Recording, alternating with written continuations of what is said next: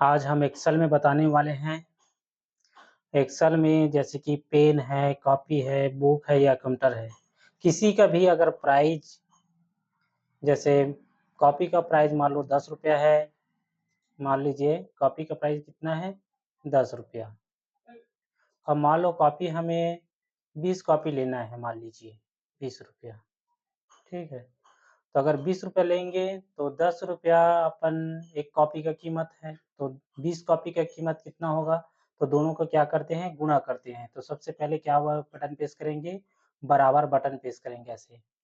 उसके बाद प्राइस में जैसे क्लिक करेंगे, उसके बाद गुणा का पहचान पे क्लिक करेंगे, उसके बाद क्वांटिटी वाले में क्लिक करेंगे, उसके बाद जैसे ही इंटर बटन प्रेस करेंगे तो दोनों का गुणा हो जाएगा इस तरह से। तो देखो कोई भी प्रोडक्ट है, जैसे हम पेन का कीमत कितना लिखे हैं 10 रुपया, तो 20 पेन का कीमत कितना हो गया 200 रुपया। अब मान लो इसका डिस्काउंट निकालना है, तो डिस्काउंट याद रखेंगे, जैसे 100 रुपया का अगर 10 रुपया डिस्काउंट है तो 10 रुपया होगा, अगर 200 रुपया है तो 20 रुपया होगा। तो इस तरह से डिस्काउंट निकाल सकते हैं। तो सबसे पहले डिस्काउंट निकालने के लिए क्या करेंगे, डिस्काउंट पे क्लिक करेंगे, उसके बाद बराबर बटन प्रेस करेंगे यहाँ पे, इस तरह से बराबर प्रेस करेंगे। उसके बाद 200 पे क्लिक करेंगे और उसके बाद गुणे का पहचान डालेंगे। जैसे 10% डिस्काउंट बोले हैं तो 10 पहले लिखेंगे, उसके बाद शिफ्ट के साथ 5 बटन प्रेस करेंगे तो परसेंट का पहचान आ जाएगा इस तरह से। और उसके बाद जैसे ही इंटर बटन प्रेस करेंगे तो अपन जो डिस्काउंट निकाल रहे हैं वो डिस्काउंट आ जाएगा इस तरह से, 20 रुपये निकल गया। वैसे ही मान लो किसी कॉपी का रेट है, एक कॉपी का रेट मान लो 50 रुपया है, तो मान लो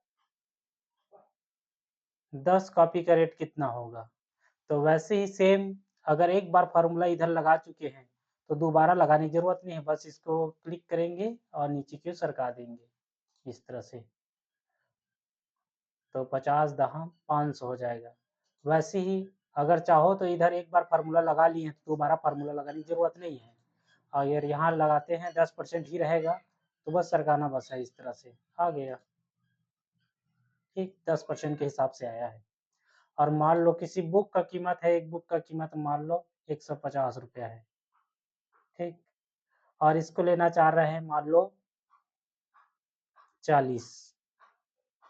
अब निकालना चाहो तो टोटल को निकाल सकते हो फिर से, नहीं निकालना चाहेंगे तो उसको खींचेंगे तब भी आ जाएगा, लेकिन फिर से निकाल देते हैं। जैसे बराबर पेश करेंगे सबसे पहले और 150 पे क्लिक करेंगे, फिर गुणे का पहचान डालेंगे, उनके बाद क्वांटिटी पे क्लिक करेंगे, फिर उसके बाद इंटर बटन प्रेस कर देंगे, ठीक है।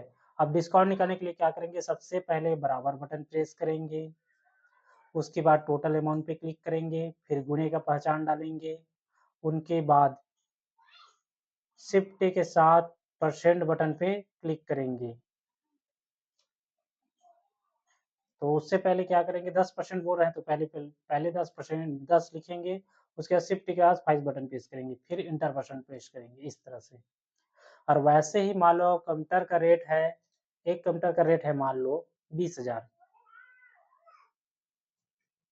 ठीक है।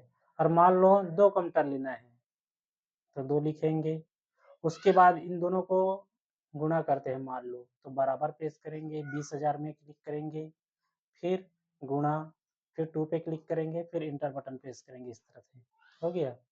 अब डिस्काउंट निकालना फिर वही प्रक्रिया है सेम, सबसे पहले बराबर प्रेस करेंगे, उसके बाद 40,000 पे क्लिक करेंगे, फिर गुणा डालेंगे, 10% है तो 10 लिखेंगे, उनके बाद शिफ्ट के साथ 5 बटन प्रेस करेंगे, फिर इंटर बटन प्रेस करेंगे, तो पूरा का डिस्काउंट निकल गया।